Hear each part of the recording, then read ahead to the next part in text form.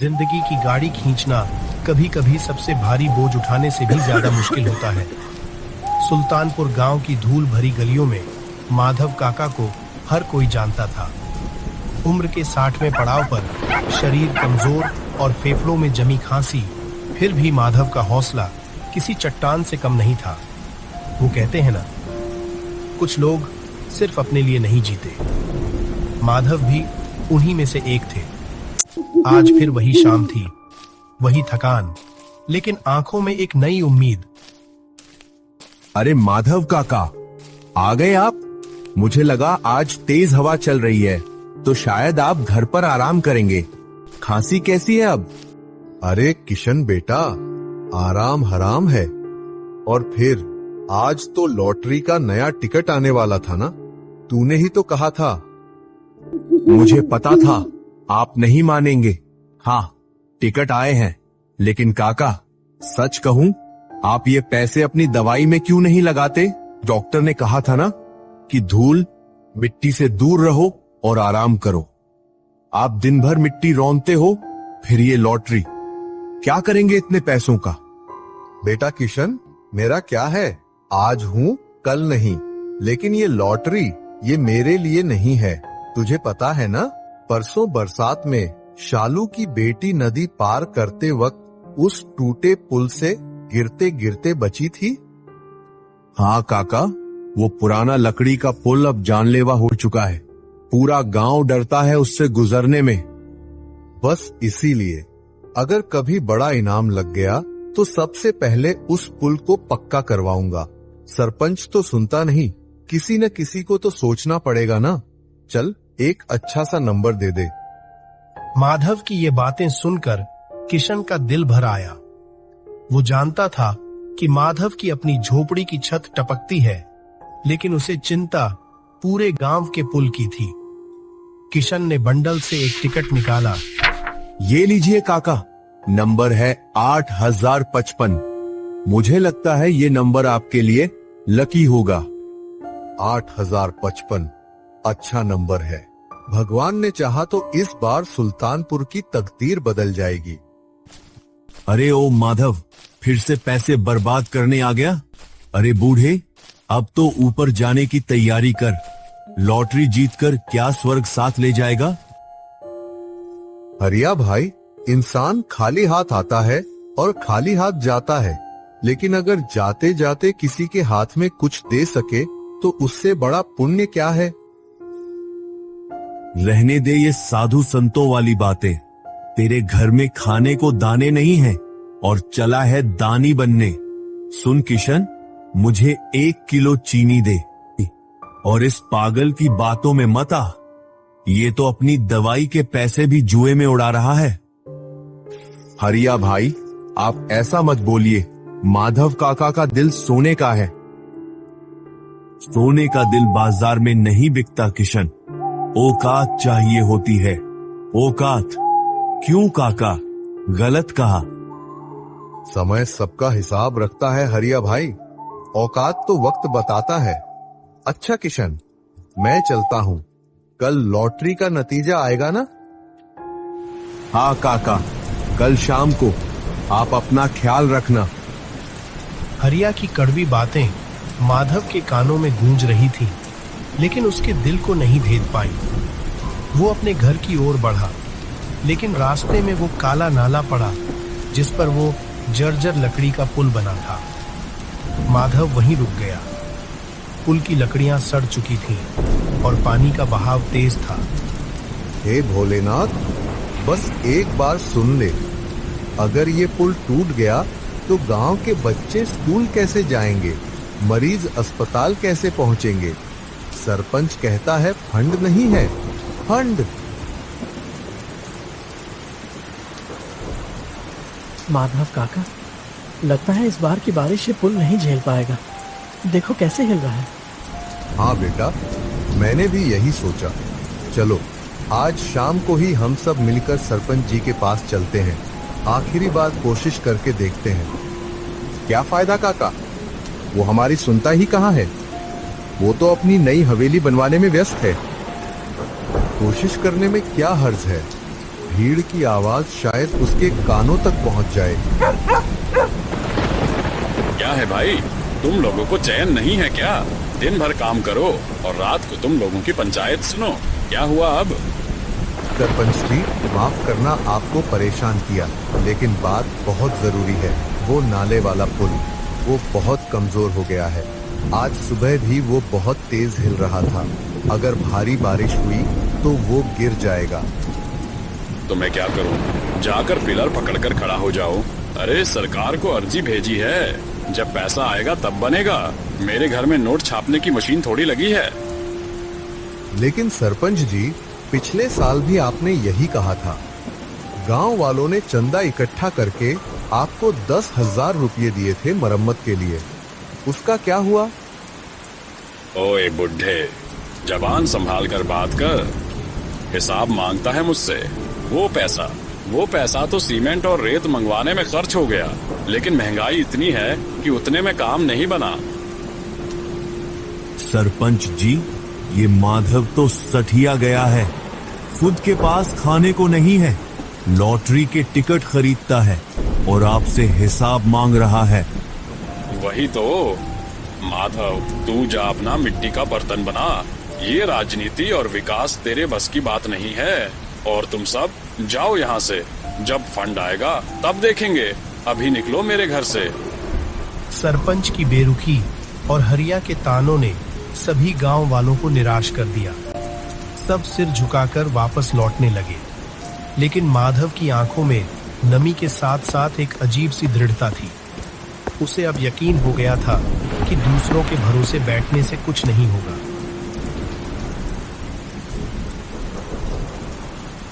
उफ, ये दर्द। काका, आप ठीक तो हैं?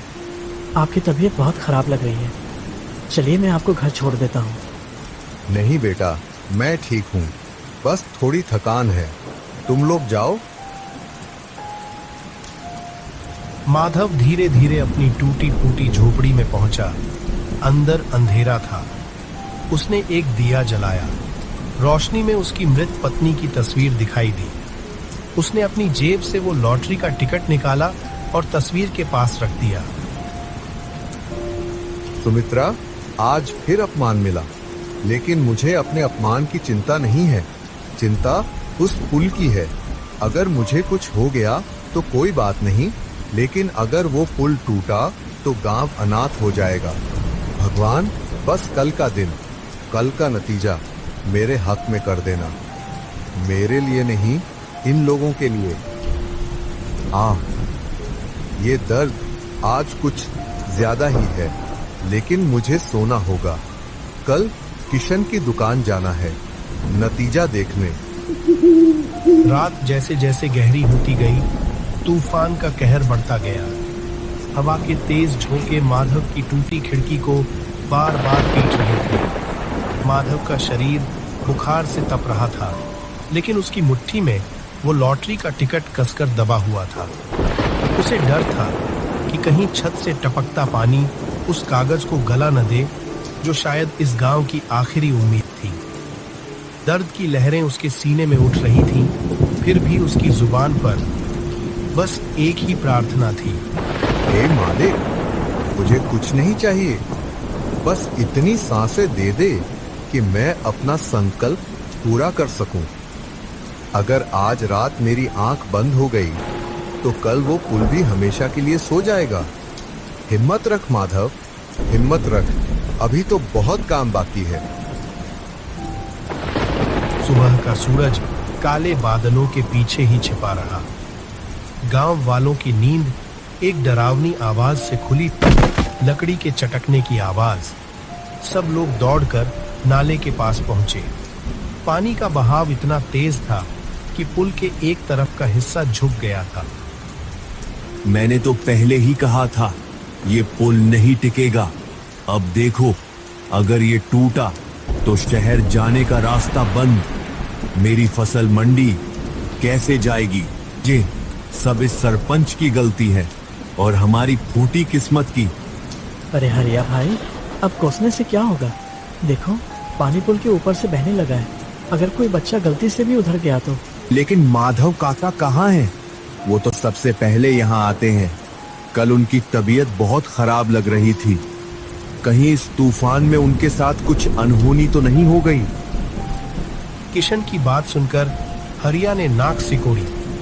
उसे माधव की चिंता नहीं थी, बल्कि उसे उस बूढ़े की बेवकूफी पर अब भी हंसी आ रही थी। तभी भीड़ को चीरता हुआ एक कमजोर सा साया आता दिखाई दिया। वो माधव था, भीगते हुए लाठी के सहारे हर कदम पर जैसे जंग लड़ रहा हो। अभी अभी ये खड़ा है, भगवान का शुक्र है। किशन, किशन बेटा, क्या समय हुआ है? काका, आप इस हालत में बाहर क्यों आए? आप भीग रहे हैं, बुखार और बढ़ जाएगा। 10 बज रहे हैं। 10 बज गए तो नतीजा आ गया होगा। चलो किशन, दुकान चलो, आज का अखबार देखना है मुझे। अरे देखो भाई, पुल बहने वाला है और इस बुढ़े को लॉटरी की पड़ी है। अरे ओ माधव, अगर लॉटरी नहीं लगी तो क्या इस नाले में कूद जाएगा? हरिया, उम्मीद पर दुनिया कायम है। तू अपनी फसल की चिंता कर, मैं अपने गांव की चिंता कर रहा हूं। चल किशन।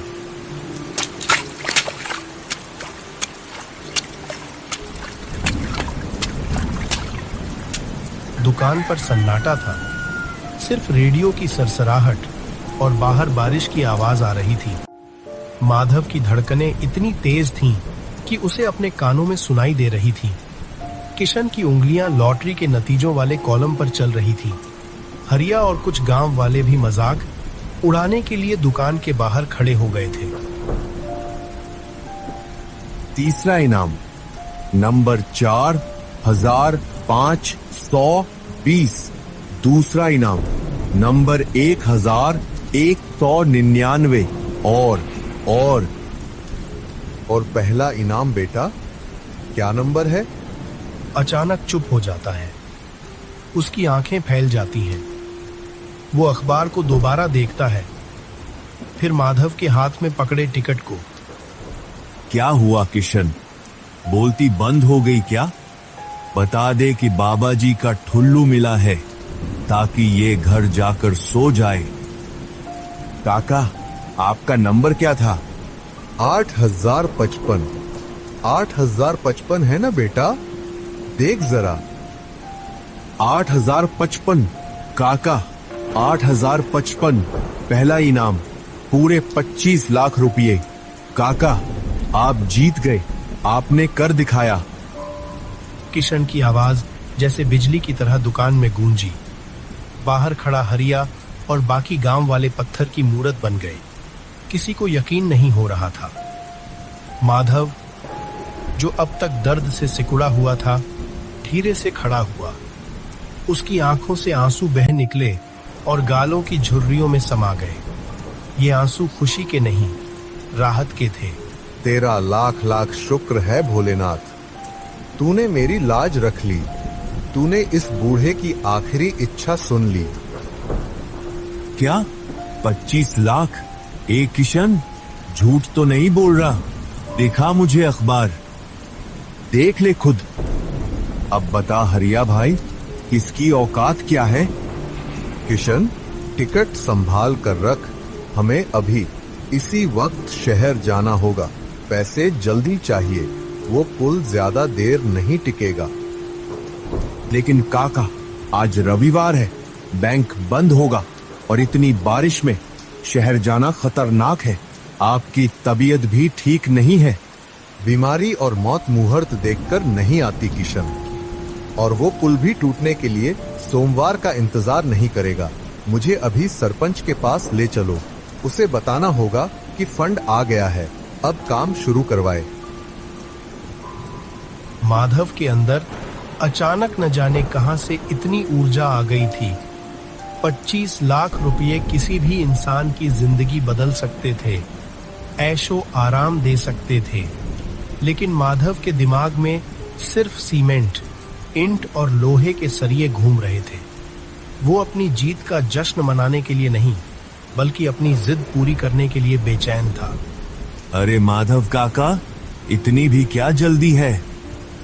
अब तो आप लखपति हो गए। हम सब आपके दोस्त हैं। सरपंच को छोड़ो, हम मिलकर तय करेंगे कि पैसों का क्या करना है। थोड़ा अपने लिए भी तो रखो, बुढ़ापा आराम से कटेगा। उफ, काका, आप ठीक नहीं हैं। आपको डॉक्टर की जरूरत है। पैसे कहीं नहीं जा रहे, पहले अस्पताल चलिए। अस्पताल नहीं, सरपंच की हवेली। अगर मैं मर भी गया तो उसे पता होना चाहिए कि माधव पैसे देकर गया है। उसे ये ना लगे कि मैं भाग गया। किशन, मुझे ले चल। मेरी सांसें कम हैं, लेकिन जिद पूरी है। 25 लाख का टिकट माधव की जेब में था, लेकिन उसका शरीर जवाब दे रहा था। एक तरफ जीत की खुशी थी तो दूसरी तरफ मौत की आहट। बारिश के पानी में माधव के आंसू छिप गए थे। किशन उसे सहारा देकर सरपंच के घर की ओर ले चला। क्या सरपंच इस बार माधव की बात सुनेगा? सरपंच जी, दरवाजा खोलिए, बहुत जरूरी काम है। अरे क्या तमाशा लगा रखा है? तुम लोग चैन से जीने नहीं दोगे क्या? अब क्या पुल बह गया जो यहाँ रोने आए हो? पुल अभी नहीं बहा सरपंच, लेकिन बहेगा भी नहीं। फिर वही रट। माधव, तुझे कहा था ना कि जब सरकार से पैसा आएगा तब। सरकार का इंतजार मत करो सरपंच, पैसा आ गया है। ये लो 25 लाख रुपए। 25 लाख? क्या बकवास कर रहा है? बकवास नहीं सरपंच जी, सच है। माधव काका ने लॉटरी का पहला इनाम जीता है और ये पूरा पैसा, एक रुपया, वो गांव के पुल की मरम्मत के लिए दे रहे हैं। सरपंच सन्न रह गया। बरामदे में खड़े हरिया और बाकी गांव वालों के मुंह खुले के खुले रह गए। एक बूढ़ा जिसके पास कल रात खाने के लिए रोटी नहीं थी, आज 25 लाख रुपए यूं ही दान कर रहा था। सरपंच की आंखों में एक पल के लिए लालच आया, लेकिन सामने खड़ी भीड़ और माधव की जलती हुई आंखों ने उसे सहमा दिया।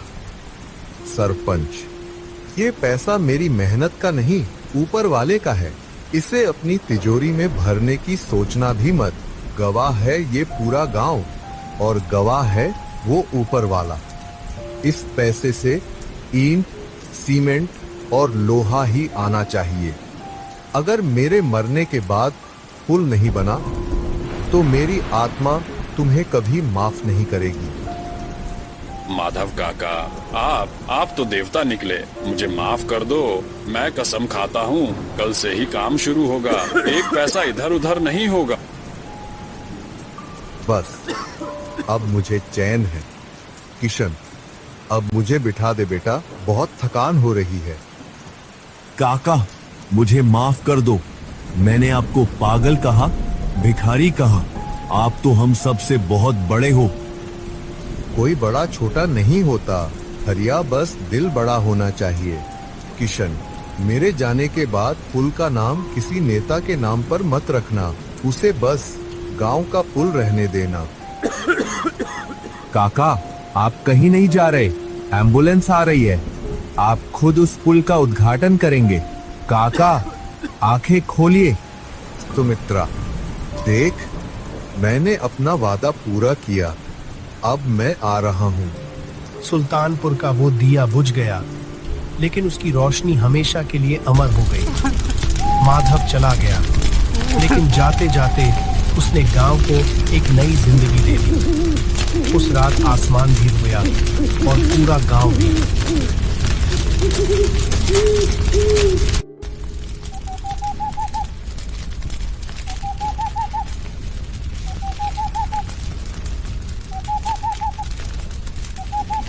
दोस्तों, आपको हमारी ये कहानी कैसी लगी?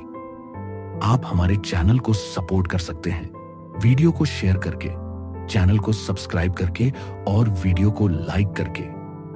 आपका एक एक सब्सक्राइब हमारे चैनल कार्टून हिंदी के लिए बहुत कीमती है। मैं देख रहा हूं कि आप सभी के बहुत पॉजिटिव कमेंट्स आ रहे हैं, जिससे हमें और भी मोटिवेशन मिलता है। हम अपनी पूरी कोशिश करते हैं कि आपके लिए ऐसी कहानियां बनाएं जो एक अच्छी सीख दे और दिल को छू जाए। टीम कार्टून हिंदी हमेशा आपका दिल से आभारी रहेगा। मिलते हैं आपसे एक नई वीडियो में। तब तक के लिए जय हिंद, जय भारत।